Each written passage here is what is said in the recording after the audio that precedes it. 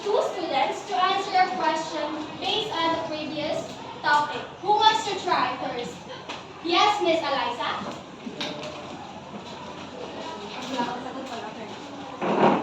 Short emoji. Please read it aloud before answering. How did learning about context skills help you understand unfamiliar words better? So learning context skills gives me like a power to know the meaning of a word because these context skills give me some clues to understand an unfamiliar word. Alright, thank you so much, Miss. Let's have another one. Yes, Mr. Samuel. How can you apply context clues when reading stories, articles, or academic texts? I can use context clues by understanding words that I did not understand in articles or stories, and it helped me fully understand the meaning of the text. Alright, very good. Here's your prize. So based on our review, we already know how important it is to understand meaning in a text. Now to start, let's have an activity. So this time, I need 4 students and each student will pick their lines inside this box. So this is entitled At That Line. So I need 4 students.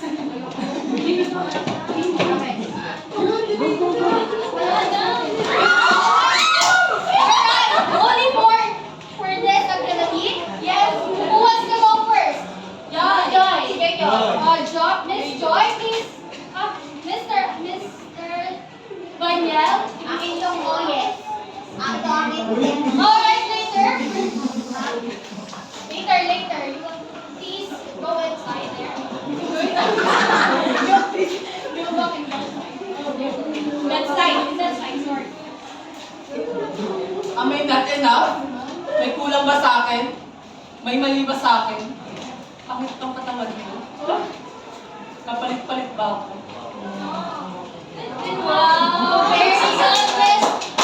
Banyel. Let's give him a 5 claps. 1, 2, 3, 4, 5. Very good. Who wants to go first?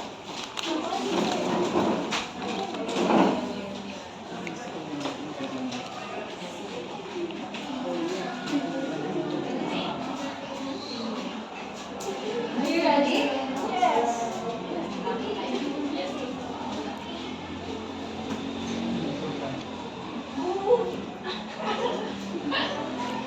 Why are you taking it against me na may narating ako sa buhay? Is it my fault that unlike you and Kuya, I chose to stay and study?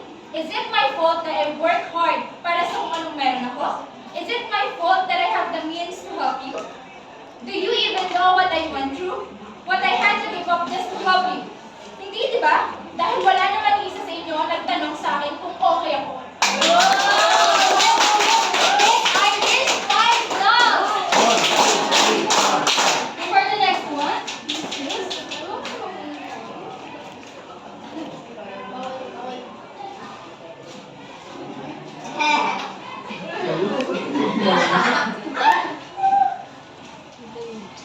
Ready? Alright, we're gonna start. Oh yes! Kaibigan mo ako. Kaibigan mo lang ako. And I'm so stupid to make the biggest mistake of falling in love with my best friend. Wow. Thank you, Miss Maricar. Let's also give her a 5 love.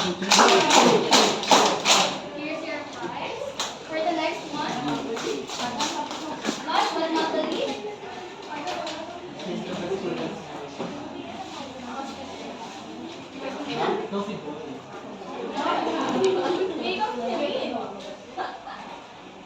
Huwag mo akong mahalin dahil mahal kita. Mahalin mo ako dahil mahal mo ako. Because that's what we need. Alright, thank you so much, Miss John. Let's also give her a 5 claps. Alright, thank you so much, class. Now I have a question. Based on the representative's acting, what do you think is the character thinking at that moment? Choose one and explain your answer. Anyone? No one? So I will choose the one who will answer it. So I give you a number earlier, right? Yes. Alright. So the one who will answer it is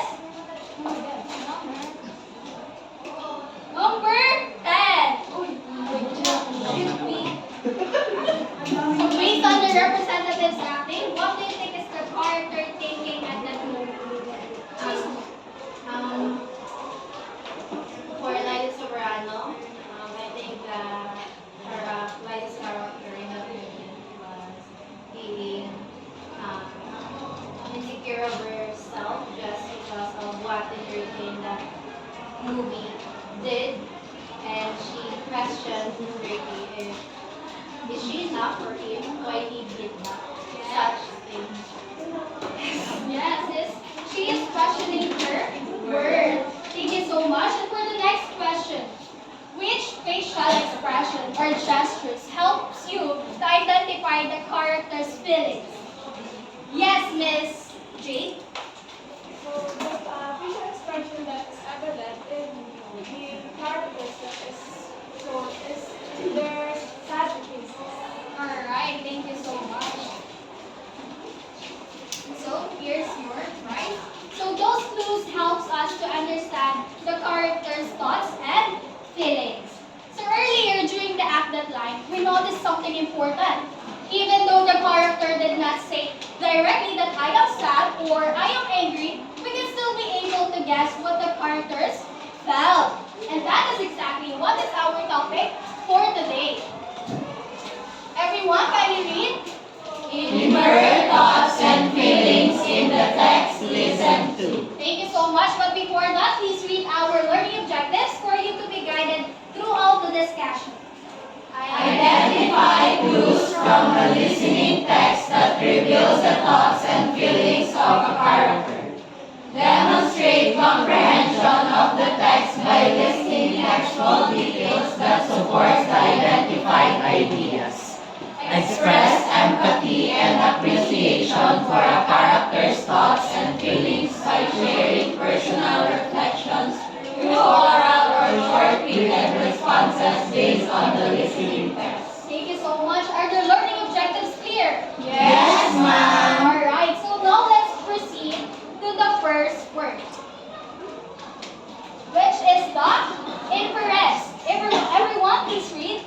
Inference is a logical process of reaching a conclusion or forming an opinion based on evidence, reasoning, and prior knowledge rather than direct observation. Thank you so much, class. So when we say inference, it is the ideas that we form based on the reasoning or evidence, which is not directly stated. For example, class, the floor is wet and Anna is holding a mop. Class, is it directly stated that Anna cleaned the floor? No. But we can still infer or we can say that Anna cleaned the floor because of the clues such as wet floor plus mop. Very good. So when we say inference, it means we figure out something based on the evidence and clues. Did you understand what is inference, class? Yes, ma'am. Alright. So if inference is something we figure out, what will happen next? So when we listen to a text or a story, we use clues such as what is the character's words, what is the character's actions, and the situation and the tone of voice. And it helps us understand two important things, which are the thoughts and the feelings. And for the next word is, everyone please read the thoughts. Thought is an idea or opinion produced by thinking or occurring suddenly in the mind. Thank you so much. Now when we say thoughts, class, it is what the person is thinking in their mind. So I want you to imagine the situation, class. Arnold looked at his test paper and whispered, I hope I did well. So what is Carlo thinking? Yes, Miss Alexa? I think he is regret that he is his best. Okay, could be another one. Yes, Mr. Banyel? Is hoping for the best result of the test. Okay, very good. And that is what he is thinking. And he is not showing any emotions, yet he is showing what in his mind. And now that we identify the thoughts, the next question is, sometimes our thoughts leads us to our emotions. And that brings us to our next topic, which is the feelings. Everyone, can you read? Feelings are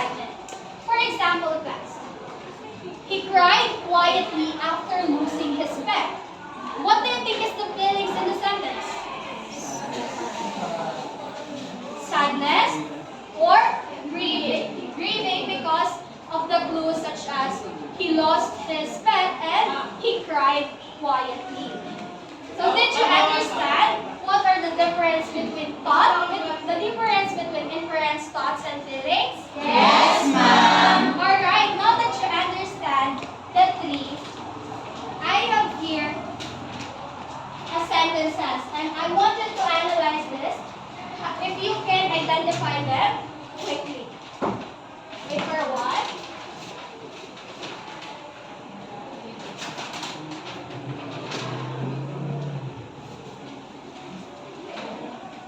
Now, who wants to answer number one?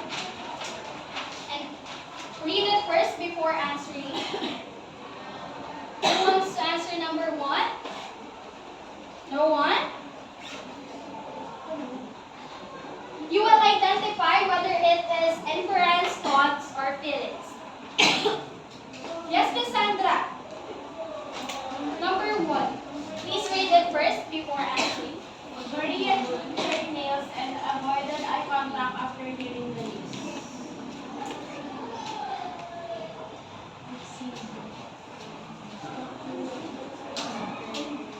Yes.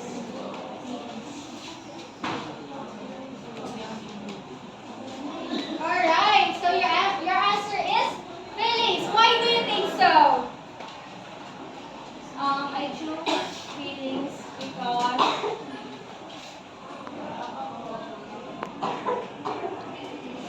Yes. Maria feel that the news is bad. Alright, so this clues, chewed her nails and avoided eye contact is a sign that she is nervous or worried. For the next one, yes, Miss Julia.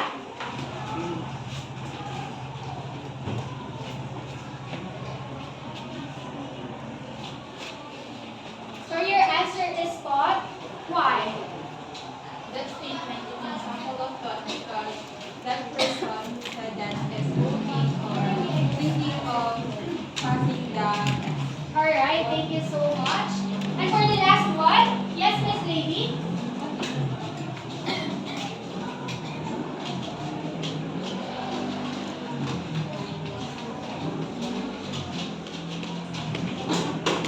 Alright, your answer is inference. Why? Because the sentence, the playground was empty and the swings were still moving, so it seemed like someone is forming a conclusion that someone was in the playground before the person or the speaker is arrived. Exactly. So the sentence uses clues to conclude that someone was there a while ago. Very good, class. Now, I want you to listen and analyze this text. Because later you will work in group and answer a question based on this text. So while listening, I want you to ask yourself what is happening in the text, what are the changes mentioned in the text, and what are the thoughts and feelings we can infer. Now, who wants to read this text loud and clear? Yes, Miss Kate.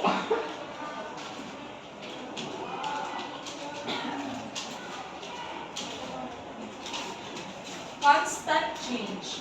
All people everywhere go through stages in life, from being babies to adults. Families move from being newlyweds to having babies, to parenting children, to turning into grandparents, and to laying loved ones to rest. Just as seasons and weather changes require changes in one's clothing, life's developments create periods of adjustments too. Accepting and coping with changes is the best thing to do. Unlike the physical loss of one's youth, intrusive changes, however, can bring the real pain. War, job loss, crisis in the form of an affair, untimely death, and illness. We do not welcome them, but have not much choice either. In any circumstances, we who are experiences changes can rest in the assurance that ours is not an isolated case. It is happening to others. Alright, did you understand the text, class? Or you want to read it once again? Once again? Now who wants to read it? Yes, Miss Eliza. Constant change. All people everywhere go through stages in life, from being babies to adults. Families move from being newlyweds to having babies. to parenting children, to turning into grandparents, and to laying loved ones to rest.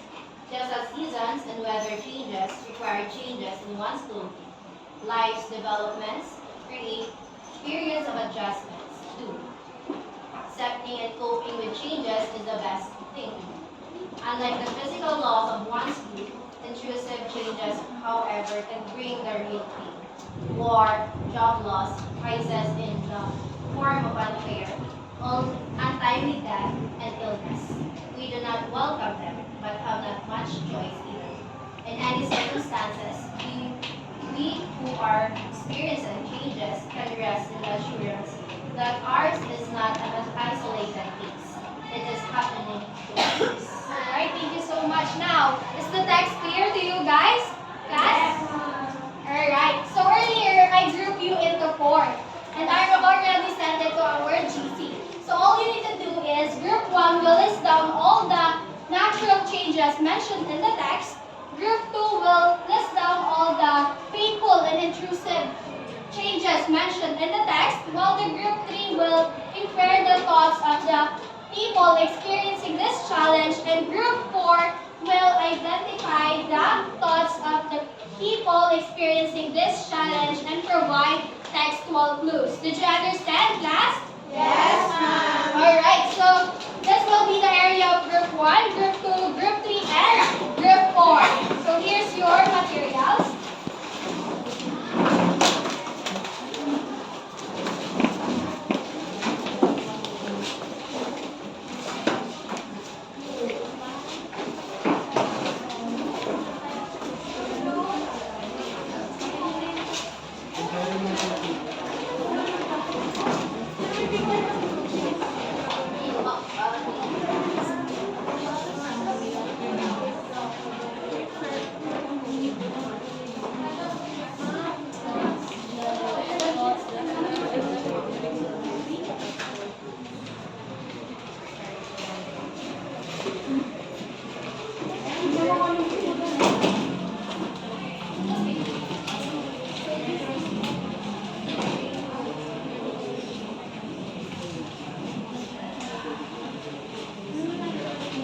So you will only have 5 minutes to finish your task.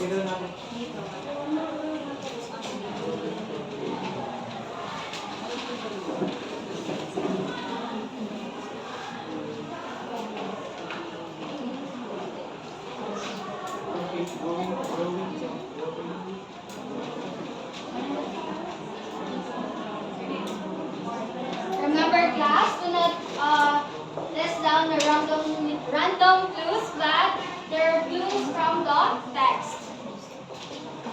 Yes?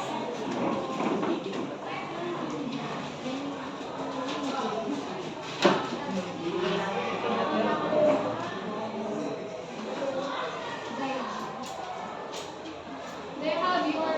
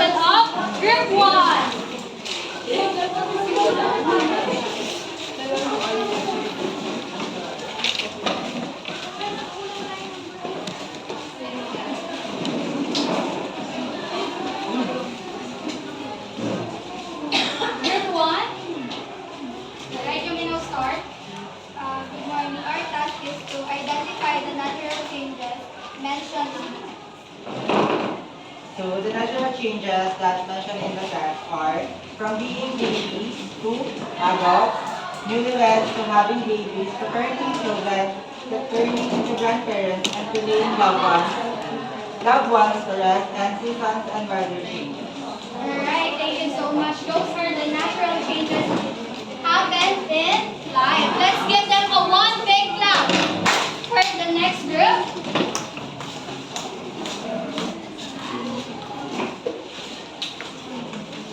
Good morning, everyone. Our task is to identify the painful or intrusive kind of changes mentioned in the text. Okay, so upon reading the text, the painful or intrusive changes are war, job loss, return of an affair, untimely death, and illness. So these painful or intrusive changes are related to feelings, since most of people feel this feel sad, devastated, or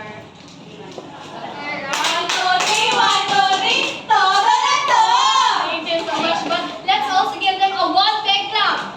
Group 3.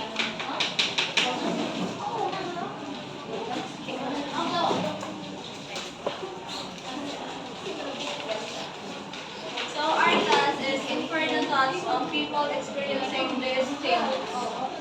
So first is change is part of life and I must accept it. It is hard to losing someone you love. Life is short, we must enjoy it while we can.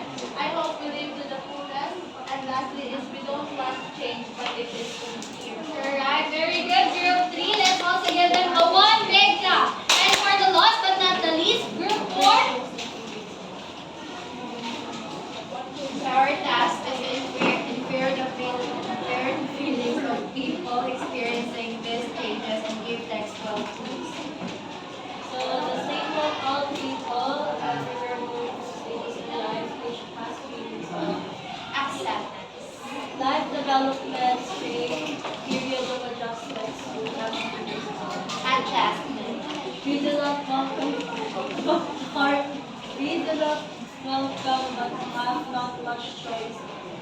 Resistance or discomfort. Intrusive changes, however, can bring the real pain. Pain. Untimely death and illness. Loss. You can rest in the assurance that ours is not an isolated case. Assurance.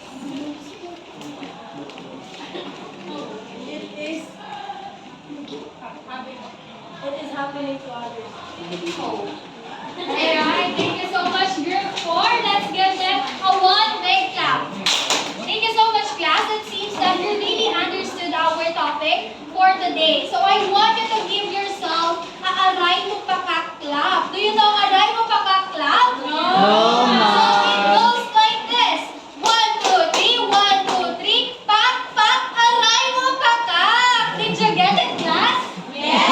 Alright, let's do it together. Please stand. Ready? 1, 2, 3, go!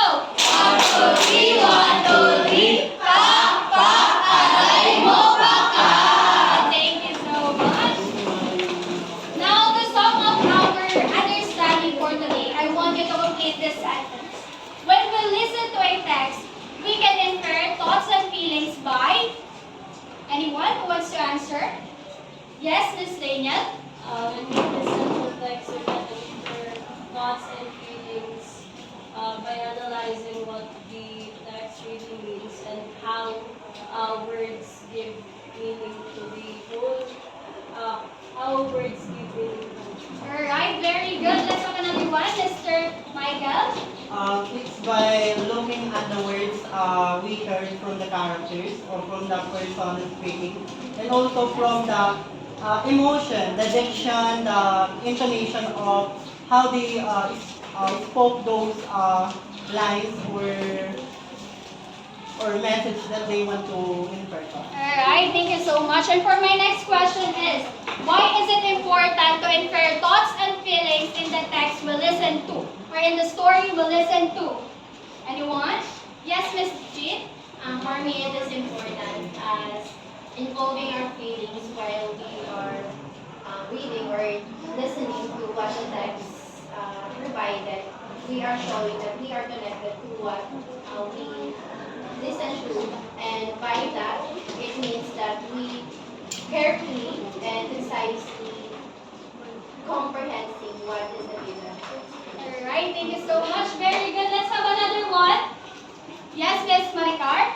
For me, it is important to have thoughts, different and feelings in one text so that as a reader or as a listener, we will be able to have an empathy towards the text that we're going to read and we're going to love it as well. Alright, very good. Because listening is not just hearing words. Listening is understanding meaning. So now let's proceed to our assessment, which is your favorite part. So please keep all your things.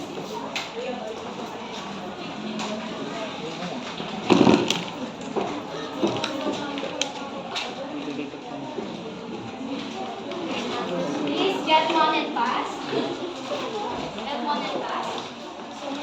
So you will only have 3 minutes to finish that.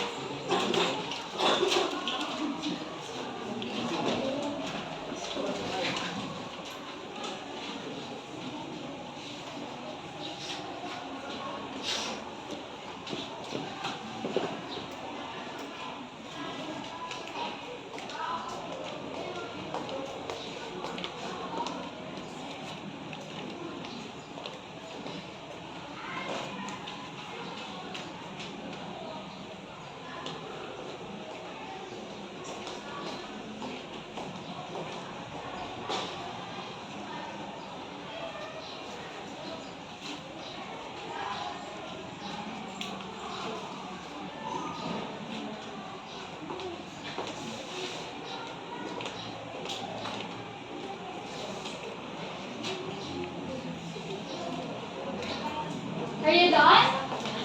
You can now exchange your papers at your seats. Alright, for number 1, the answer is letter B. Number 2, B. Number 3, B. Number 4, A. And number 5, B. Alright, who got 5? Yes. Very good. 4, 3. Alright, you may now pass your answer. Very good, class. For your assignment, I want you to listen a short story at home. It can be radio, video, or podcast. And write a short paragraph about the characters, thoughts, and feelings, and explain your inference. Did you understand, class? Yes, So ma'am. later, I will give you a copy of criteria in order for you to be guided of our scoring. Did you learn something? Yes, ma'am. Alright, so that's all for today. Goodbye, class. Goodbye.